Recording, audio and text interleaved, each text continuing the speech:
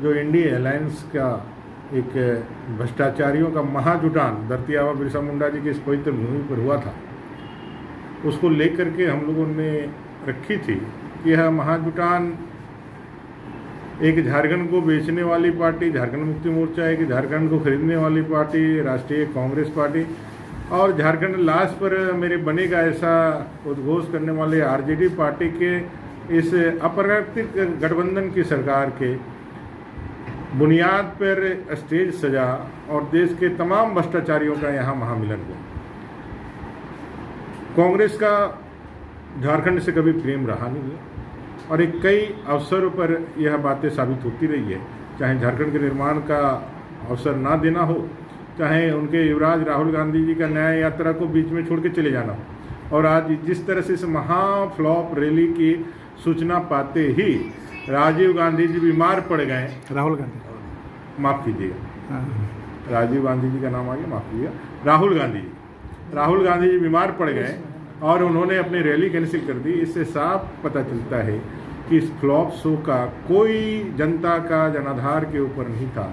ये पूरी तरह से भ्रष्टाचार से अपने वंश परिवार को बचाने के लिए और मैडम कल्पना सोरेन को राजनीति में लॉन्च करने के लिए पूरे देश दुनिया के लोगों को बुलाया गया था, वो भी असफल रहा, रैली भी फेल रही, खूब कुर्सियाँ टूटी, खूब सर फोड़े गए, क्योंकि ये स्वार्थ का गठबंधन है, ये स्वार्थी लोगों का गठबंधन है। न त्याग है, न तपस्या है, न राष्ट्र का हित है, ये सिर्फ स्वहित की बातें करने वाली पार्टी और उनके कार्यकर्ता यहाँ जुटान करके अपने आने वाले भविष्य को जेल जाने से बचाने के लिए भ्रष्टाचार के ऊपर जो कार्रवाई चल रही है उससे अपने आप को राहत पाने के लिए जुटे थे, वो भी असफल रहा, पूरी तरह से फ्लॉप रही। और इस गठबंधन का यह भी तय हो गया कि झारखंड के अंदर 14 सीटें भारतीय जनता पार्टी के नेतृत्व में हम जीतेंगे। ये जो कुर्सी जो चले उसका कुछ असर होगा क्या?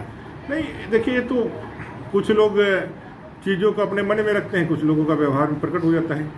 जहाँ स्वार्थ के साथ लोग जुटते हैं वहाँ तो कभी भी बड़े पैमाने में समुच्चय में विकास का कहीं मतलब नहीं रहता है, या समुच्चय में कोई कल्याण का कोई विषय नहीं रहता है। वो सीधे तौर पे अपना और अपने निज हित का ही कल्याण सोचते हैं।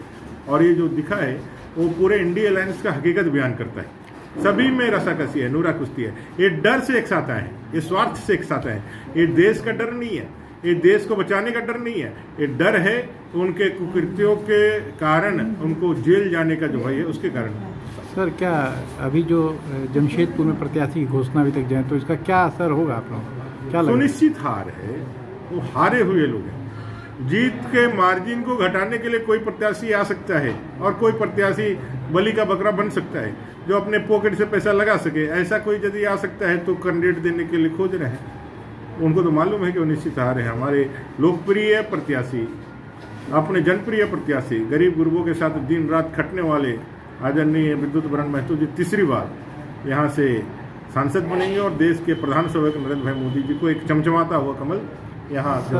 अंतिम अनुपमा सिंह को धनबाद से टिकट दिया गया, कांग्रेस ने दिया, जैसे आप देख रहे हैं यहाँ भी दीपिका पांडे को दिया गया, उससे कितना असर पड़ेगा? क्या कोई असर नहीं है, मैं कह रहा हूँ जीत का मार्जिन और बड़ा हो गया, जीत का मार्जिन और बड़ा हो गया, जीत की गारंटी और पुख्ता हो गई। इन लोगों की जमानत जब्त हो गई और जमानत जब्त भारतीय जनता पार्टी के वोटर्स मैंने कैंडिडेट को जिता करके देश की जनता, राज्य की जनता इनको इनके सही ठिकाने पे पहुंचाएगी।